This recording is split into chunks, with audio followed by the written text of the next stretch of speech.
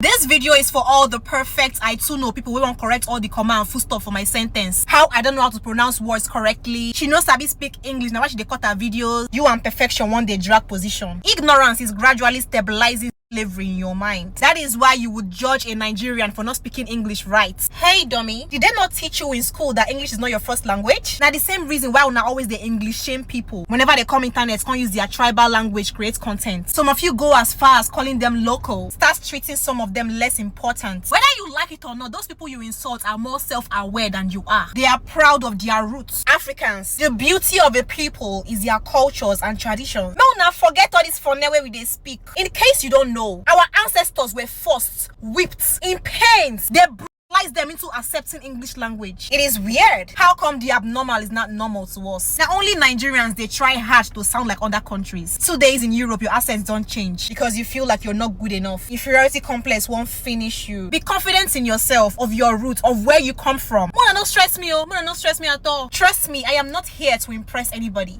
You know how much you go pay make I impress you? As the English there for my mouth, now so I go talk am. If you don't like am, go do your own for your page, correct am. Come, to those I too know over sabi, make una just thank God say I dey good mood today. I for say una papa. So my people, what do you think about this video? What do you think? Is she really making sense here? For me, she's making sense because your language is your identity. As she said, we Nigerians, anywhere we are, we like to pretend, especially Igbo people. Let me not generalize it. Yorubas, they will show wherever they are, they show themselves. You will see an Igbo man in an office. An Igbo man, another Igbo man will enter.